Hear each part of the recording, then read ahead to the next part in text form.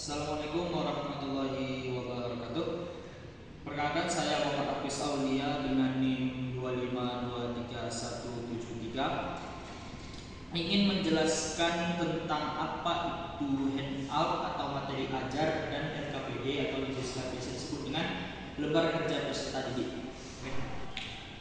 Jadi yang akan kita bahas di sini adalah handout atau materi ajar dan LKPD. Kita bahas pertama itu ialah handout atau materi ajar. Handout atau materi ajar ialah ringkasan materi pembelajaran yang berfungsi untuk membantu penguatan konsep-konsep penting yang sudah dipelajari. Dalam artian kata itu kita memahami lebih lanjut apa itu handout atau materi ajar itu sendiri. Seperti misalnya kita akan mengambil dampak positif dan negatif dari perangkat TIK itu. Jadi di handout materi ini kita akan memasukkan apa info-info penting atau poin-poin penting yang ada di materi dampak positif dan negatif dari perangkat TIK itu sendiri. Selanjutnya yaitu apa fungsi dari handout atau materi ajar itu.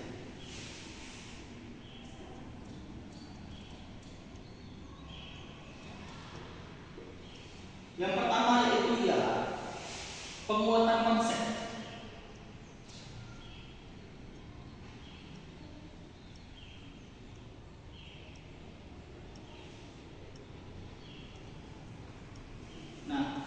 Maksud dari penguatan konsep ini ialah menyediakan ringkasan poin utama dari materi yang telah disampaikan untuk membantu peserta didik mengingat dan memahami konsep-konsep atau kunci dari poin-poin tersebut. Seperti yang saya sudah jelaskan tadi, dampak positif dan negatif dari perangkat TIK itu. Melalui penguatan konsep ini, kita bisa mengetahui apa aja dampak positif dan negatif dari perangkat TIK itu, dan apa saja poin-poin utama dalam menyelesaikan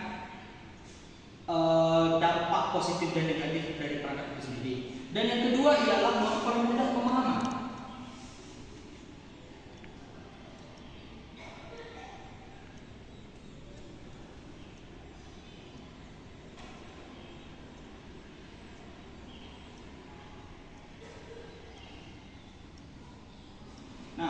Mempermudah pemahaman ini ialah menggunakan bahasa yang mudah dipahami, seringkali dilengkapi dengan visual, contoh kasus atau peta konsep untuk membantu peserta didik mencerna informasi dengan lebih baik. Maksudnya adalah dengan adanya mempermudah pemahaman ini, kita jadi tahu apa saja contoh-contoh kasus atau mungkin contoh nyata atau kejadian nyata dari dampak positif dan negatif perangkat TIK itu. Dan di handout atau materi ajar ini salah satunya itu mempermudah pemahaman itu, kita menjadi paham apa yang membuat perangkat TIK itu bisa menjadi hal yang positif dan apa juga perangkat TIK itu bisa menjadi negatif dalam kehidupan sehari-hari kita. Yang ketiga ialah sebagai sumber belajar tambahan.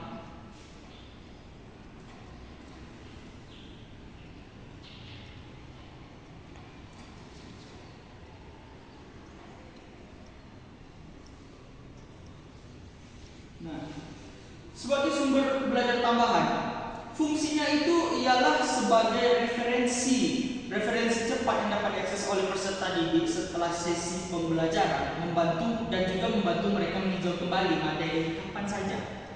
Maksudnya itu ialah dengan adanya referensi dari materi yang ada di handout atau materi ajar ini, kita bisa tahu atau kita bisa melihat materi itu kapan saja dan di mana saja, dan apa saja referensi itu yang mendukung perangkat TIK itu. Jadi kita akan masuk ke dalam langkah-langkah handout atau materi tujuan pembelajaran atau TP dan prinsip pembelajaran. TP itu tujuan pembelajaran yang udah kita tentukan di awal atau dalam istilahnya itu yang akan kita ajarkan ke peserta didik. Nah, salah satunya itu pastikan materi yang dimasukkan dalam handout itu relevan dengan tujuan pembelajaran yang ingin dicapai oleh peserta didik. Nah, contoh misalnya saya akan masukkan itu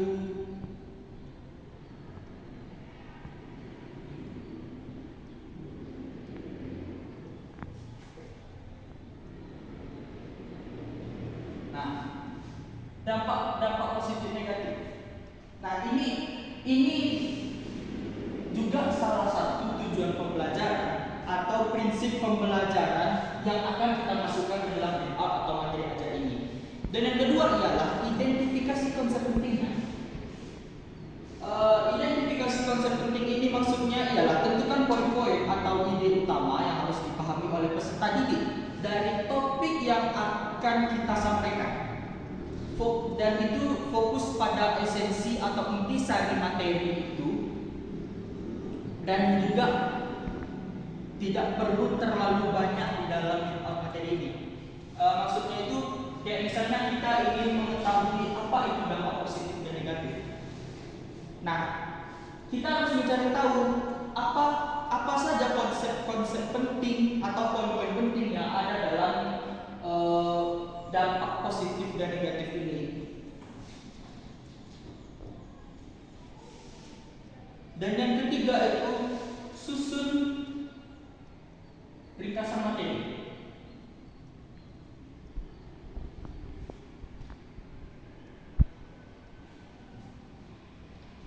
Nah, setelah kita udah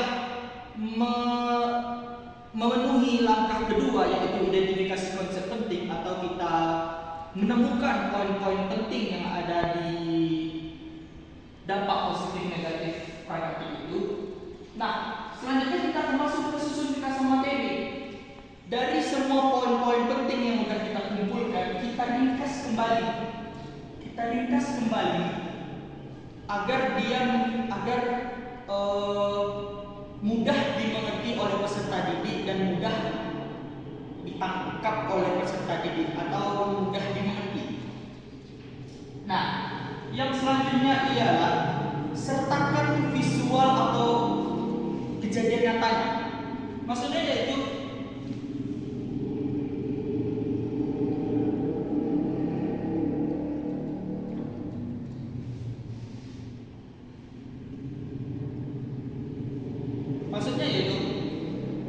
ketika kita meringkas materi atau meringkas poin-poin penting tadi, kita sertakan visual atau contoh-contoh kejadian dari dampak positif negatif itu. Misal, dampak positifnya yaitu memudahkan komunikasi antar sesama manusia, atau misalnya dalam segi informasi itu kita bisa dapat informasi dengan lebih mudah.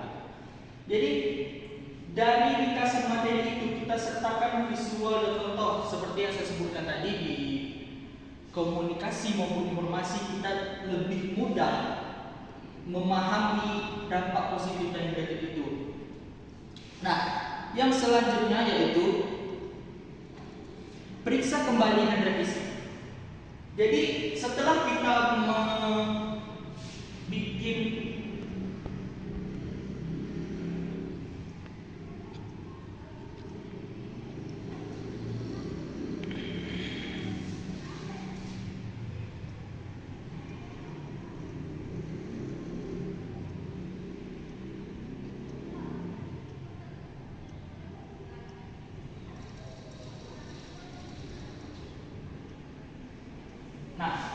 setelah kita buat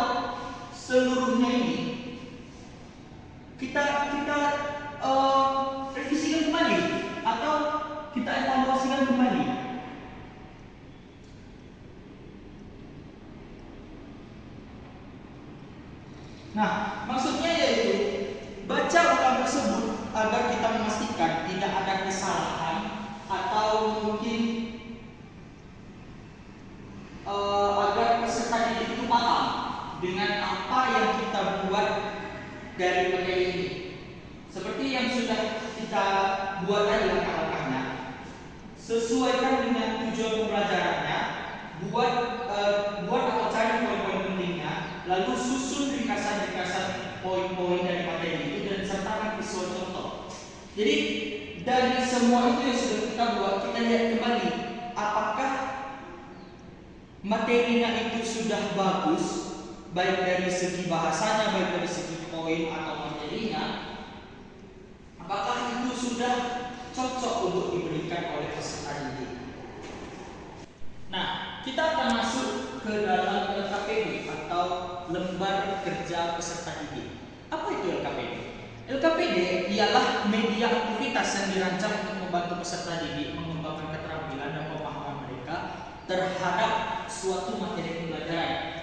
Seperti yang sudah saya sampaikan tadi, kita akan membahas yaitu dampak positif dan negatif dari materi, handout, dan LKPD. Nah, dengan adanya LKPD ini, kita bisa mengetahui apakah peserta didik itu paham dengan dampak positif dan negatif dari praktek itu. Nah, fungsi utama LKPD itu adalah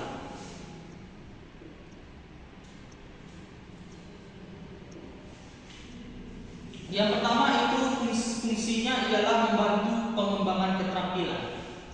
Maksudnya ialah LKPD ini menyediakan serangkaian kegiatan atau tugas yang harus diselesaikan oleh peserta didik yang dirancang untuk melatih keterampilan tertentu, misalnya berpikir kritis, menganalisis, atau memecahkan masalah.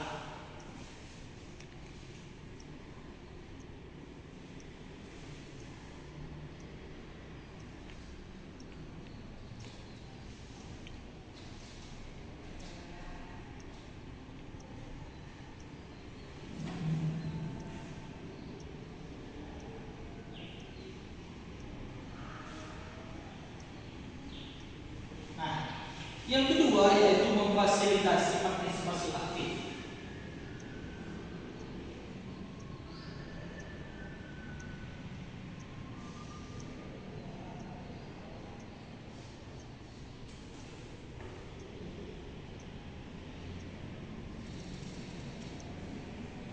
Nah, maksud dari memfasilitasi partisipasi aktif ialah LKPD itu mendorong peserta didik untuk berpartisipasi aktif dalam proses pembelajaran, bukan hanya menerima informasi secara pasif. Jadi dengan adanya lembaga kerja peserta didik itu, yaitu salah satunya memfasilitasi partisipasi aktif, seperti misalnya dia disuruh membuat kelompok atau berdiskusi dengan teman sebelahnya agar informasinya itu bukan hanya dijelaskan oleh guru saja, tapi bisa dipahami dan diterima oleh peserta didik itu melalui diskusi atau kerja kelompok dengan teman sebelahnya. Dan yang ketiga itu menyediakan ruang eksplorasi.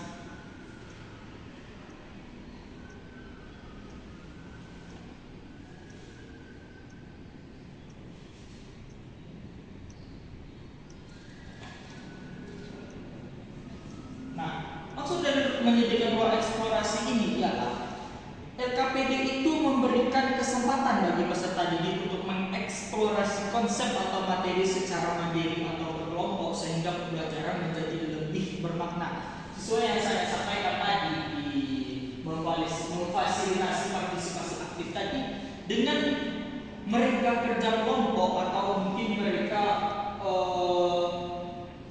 mengeksplor atau mencari materi itu secara mandiri, itu membuat materi yang kita masukkan ke dalam handout ataupun LKPD itu menjadi lebih bagus pemahamannya atau bisa dibilang lebih bermakna. Nah, yang selanjutnya yaitu langkah-langkah dalam pembuatan LKPD. Yang pertama itu ialah dasarkan pada tujuan pembelajaran dan prinsip pembelajaran sesuai yang saya sampaikan di awal tadi. Yang pertama itu tidak jauh-jauh dari tujuan pembelajaran. Apa tujuan pembelajaran kita? Misal tujuan pembelajaran kita itu dampak positif negatif praktik dalam kehidupan sehari-hari. Nah, itu yang kita masukkan ke dalam LKPD. Misalnya kita berikan tugas kepada peserta didik itu mencari dampak positif negatif atau apa saja penyebab timbulnya negatif dari praktik itu dan apa solusinya. Yang kedua itu tentukan tujuan kegiatan LKPD. Maksudnya ialah tentukan dengan jelas yang kita ingin ajar untuk peserta didik setelah menyelesaikan LKPD. Jadi LKPD ini atau disebut dengan lembar kerja peserta didik yaitu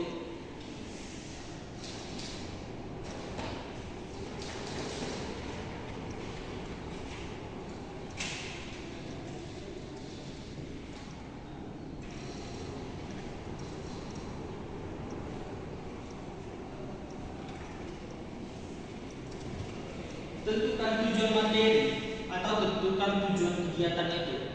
Misal kita membuat LKPD ini membuat tugas atau mungkin kerja kelompok untuk menyuruh mereka menganalisa apa saja materi yang kita buat itu,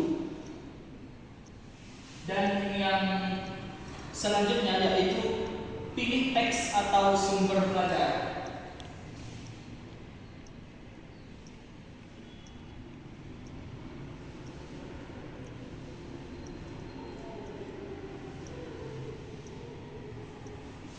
Nah, pilih teks atau sumber belajar ini ialah sediakan teks, gambar, data atau sumber lain yang akan dianalisa atau digunakan oleh peserta didik dalam LKPD, dan juga pilih sumber yang sesuai dengan jenjang pendidikan dan minat mereka.